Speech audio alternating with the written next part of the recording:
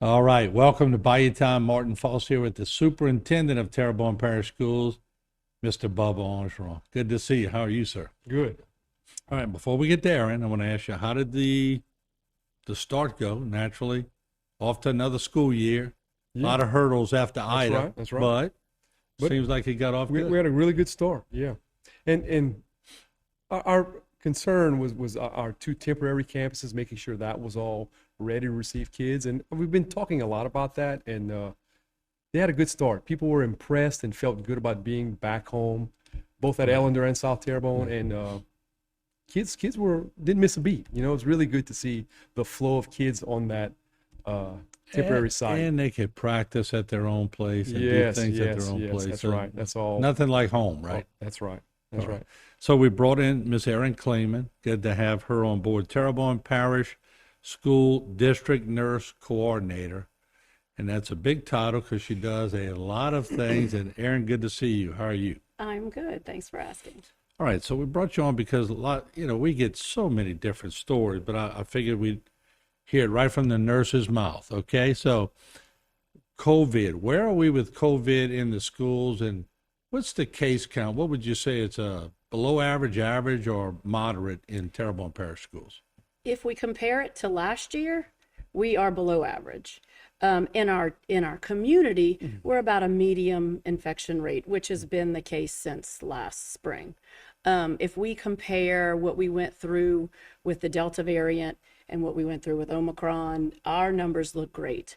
You know, we are going to have cases. We're going to have cases with between staff and students, but the cases are a lot milder.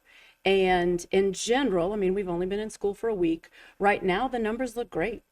And that's not to say that somebody would not get a stronger variant. We don't want to, the guard's not down, I should say, right? Exactly, exactly. You still have to be careful. We still have to follow the most current guidance.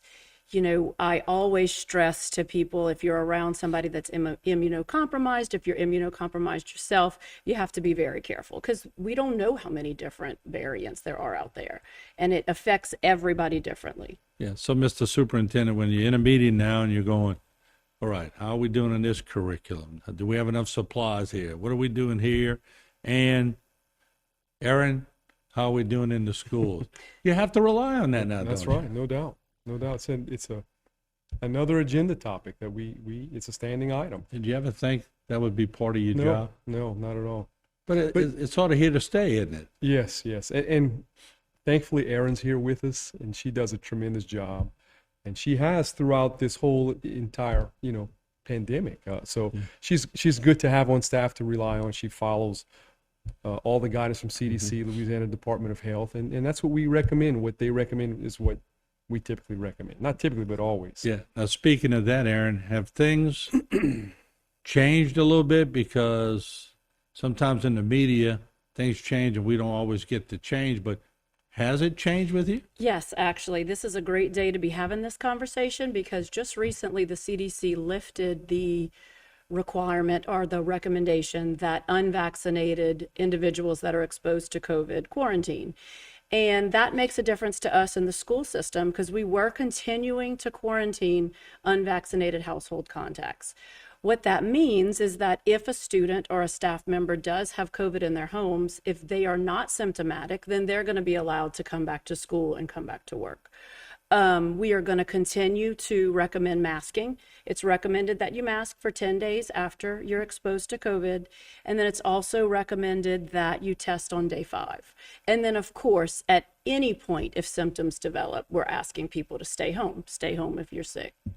So if Susie has COVID at home and Johnny doesn't, but he can still go to school. Johnny can come to school now as long as Johnny has no signs and symptoms of COVID. So what do you tell the parents if the child does test positive? So, great question. We get a lot of questions about whether we take home tests or not. Absolutely, we do not mind accepting a home test. We don't want people to have to go through the financial burden of going to the doctor if they don't have to. So if we have a picture of the home test, they contact the nurse, myself, for their child's school, and we give them their guidance. The child or staff member isolates for 5 days. They're allowed to return on day 6 as long as they don't have fever within 24 hours of that return date. And then we do recommend that they wear a mask until day 10. So the fever has to subside 24 hours before they go back. Correct. If it doesn't, then we have to prolong that isolation. All right. Mr. Bubba, that's why you have her. That's And right. no doubt about that. So, once again, how much do you monitor the COVID in the schools at this point? Or does Erin just call you up and sort of give you updates when it She'll something takes update us as needed. That's right. Yes. place? Okay. And so, Erin, it's still fluid, though, right? It's still fluid. It is. It's still a situation that I have a wonderful group of nurses and health aides, and we keep a very, very close eye on it. So we're watching every day. We're looking at our spreadsheets and seeing, where the cases are, because we want to make sure we don't take our eyes off of it. Now, real quick, I know we have less than a minute left. The variant seems to just be changing so quickly. So you have to sort of keep an eye out for the next variant, don't you? Correct. We pay close attention to what people are reporting when they say they're positive for COVID. We like to look at symptoms and see if we can identify something changing. And if possible, it could be a new variant that we're seeing. All right. Well, there you have it. We have an update. I'm glad y'all came because we hear so many things, but now we got it straight from you all.